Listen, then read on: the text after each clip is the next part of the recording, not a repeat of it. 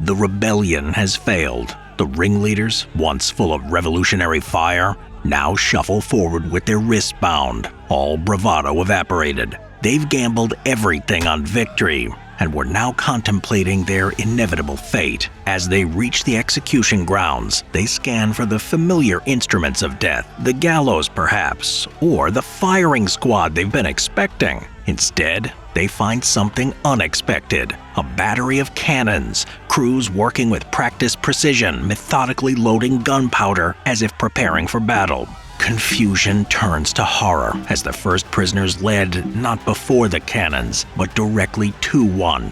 Extra coils of rope lie waiting. It's then that the terrible realization dawns. These men won't be shot by guns. They're about to be shot from them. Throughout history, governments have employed extreme forms of execution both to punish crimes and to deter future ones. Some methods aim for quick, ostensibly humane deaths, the swift drop of the guillotine, for example. Others deliberately prolonged suffering, like being hanged, drawn, and quartered. But one method combined theatrical spectacle with instant obliteration in a way no other execution could match. Blowing from a gun is brutally simple in concept. Take your condemned prisoner, secure them to the muzzle of a loaded cannon, and fire. No complex machinery, no specialized training. Just a cannon, some rope, gunpowder, and a statement that would echo far beyond the execution grounds. This grim innovation likely originated with the Portuguese in the early 16th century, who used it to maintain control over their colonies in Africa and South America.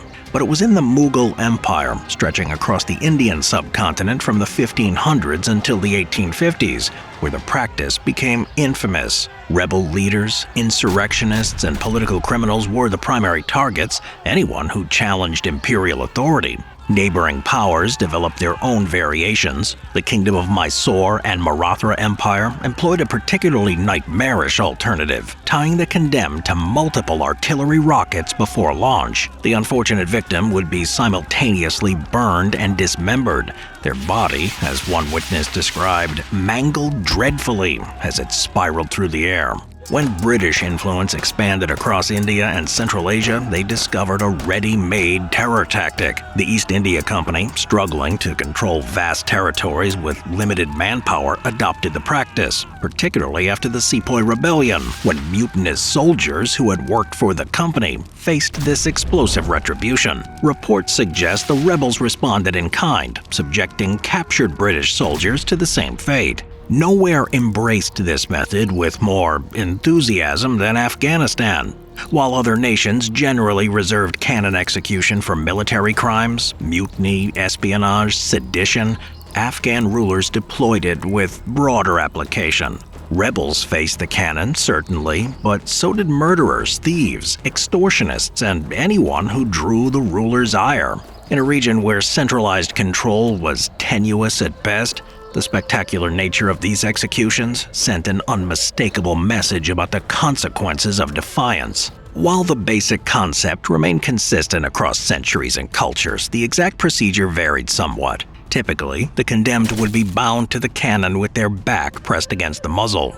Sometimes stakes driven into the ground provided additional restraint. Most executions used a blank charge, just gunpowder, no projectile. Death came instantly from the explosive force directed against the victim's spine and internal organs. Occasionally, whether through error or inexperience, crews loaded the cannon with an actual cannonball or grape shot. This created additional hazards for the spectators, as lethal projectiles still followed their natural trajectory through the disintegrating body. In one documented incident, grape shot tore through a group of bystanders, causing injuries severe enough to require amputation. Even without projectiles, bone fragments from the condemned became deadly shrapnel, sometimes embedding in unfortunate witnesses. No specific cannon type was designated for executions. Records mention everything from light 6-pounders to massive 18-pound siege guns. Executioners simply used whatever artillery was available. There's no evidence of purpose-built execution cannons. The results were catastrophic for the human body. According to one eyewitness account, When the gun is fired, his head is seen to go straight up into the air some 40 or 50 feet.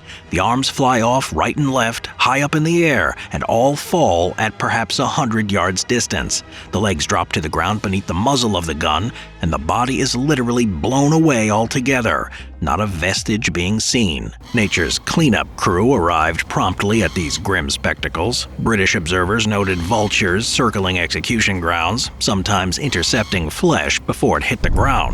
Stray dogs gathered nearby, waiting to scavenge entrails and remains. Not every execution proceeded as planned. In one documented case, loose bindings allowed the condemned to slip partially free at the moment of firing. Gravely wounded but still alive, the man had to be finished off with a rifle, an inglorious end to what was designed to be an awesome display of power.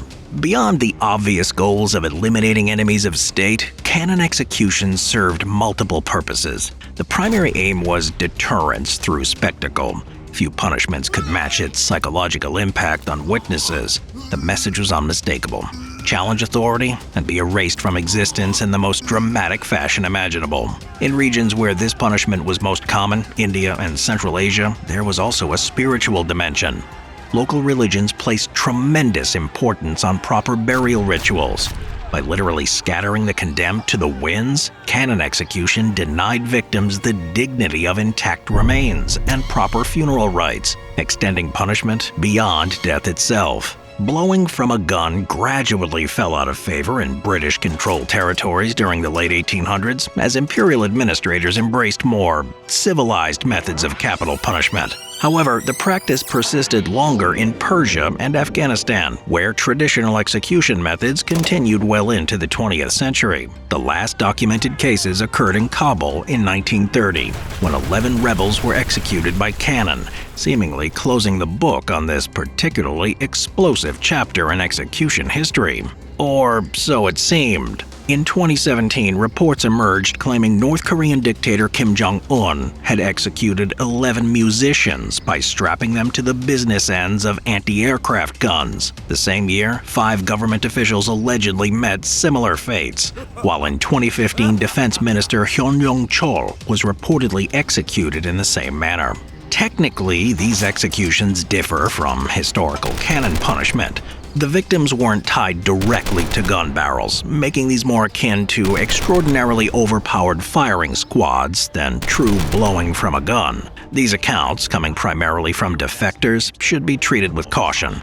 North Korea's isolation makes independent verification impossible. The reports may be exaggerated or entirely fabricated. But if true, they represent a modern, possibly even more devastating revival of one of history's most theatrical methods of execution.